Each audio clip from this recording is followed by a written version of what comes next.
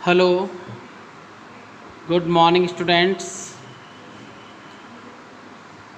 Class 10th subject Sanskrit video हम बना रहे हैं बेटा आज 26B और हमारा जो लेसन है वो चल रहा है 5 लेसन, जो कि बहुत ही रोमांचक और आकर्षित करने वाला है बेटा, जिसका नाम वाक्य यानी पहेलियाँ हैं। इससे पिछले वीडियो हमने अब तक इसकी फर्स्ट, सेकंड एंड थर्ड यानी 1 से 3 तक जो पहेलियाँ हैं इनके हमने अर्थ भावार्थ समझे और उनकी सप्रसंग संस्कृत व्याख्या भी हमने समझी यहाँ पर, और उनको कंप्लीट भी किया, लिखित भी किया और उनको लर्न भी किया। आज हम इस वीडियो में इसकी जो अगली पहेली यानी पहेली नंबर 4, जो आज हम बहुत ही सिंपल है, स्वपदोत्तर पहेलियाँ चल रही हैं अभी। तो स्वपदोत्तर क्या होता है बेटा? जिसका उत्तर उसके पदों में ही हो उसे स्वपदोत्तर पहेली कहा जाता है। तो देखिए इसमें शुरू करते हैं। 4 नंबर जो पहेली है सुनिए। सीमंत नीशु का शांता राजा का अभूत गुणोत्तम है, विद्वद भी का सदा वंध्य अत्रैव उक्तम ने बुध्यते। देखो बेटा ध्यान सुनिएगा।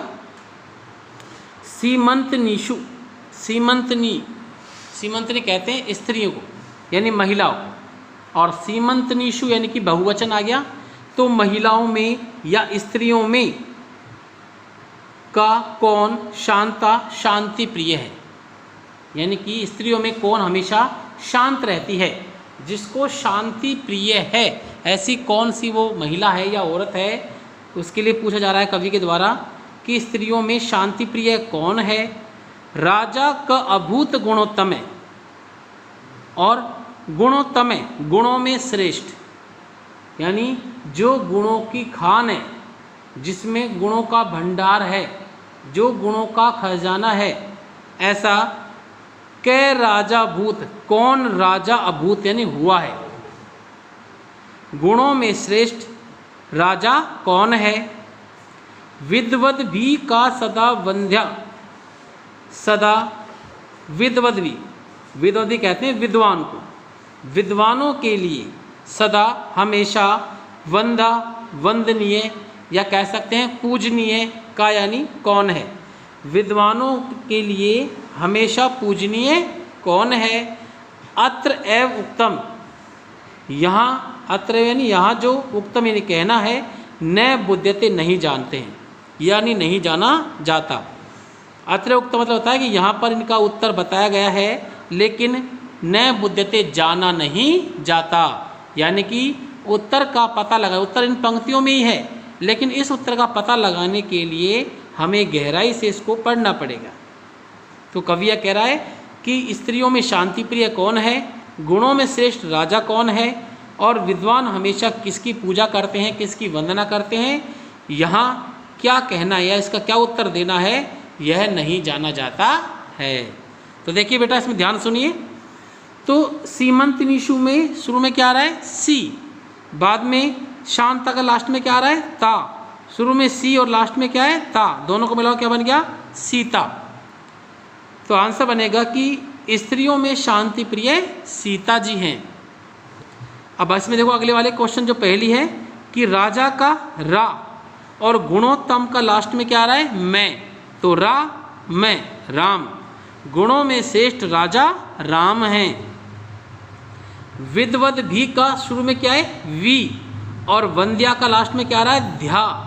विद्या, विद्या यानी ज्ञान। तो विद्वानों के द्वारा हमेशा पूजनीय क्या है बेटा? विद्या है, ज्ञान है। समझ आ गया आपको? तो आपको क्या करना है, पहले इस पहेली को लिखना है, सीमंत निशु डॉट डॉट लगाएंगे, लास्ट में बुध्यते लिखेंगे। फिर वही तरीका हमेशा की तरह, पहले क्या लिखोगे आप? पहेली, और इसमें आपको ये लिखना है कि महिलाओं में शांति प्रिय कौन है, क्वेश्चन मार्क कोमा, गुणों में श्रेष्ठ राजा कौन है, क्वेश्चन मार्क, और विद्वानों के लिए हमेशा पूजनीय कौन है, क्वेश्चन मार्क।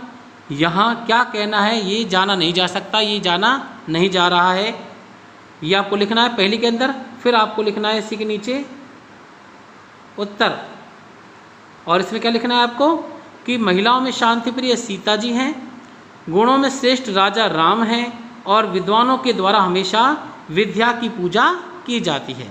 ये आपको लिखना है उत्तर के अंदर। तो समझ आ गया, ये हिंदी अनुवाद के भाग है दोनों ही, पहले पहली करना उसमें और फिर उत्तर लिखना है। और इसकी मेन हेडिंग क्या रहेगी? हिंदी अनुवाद।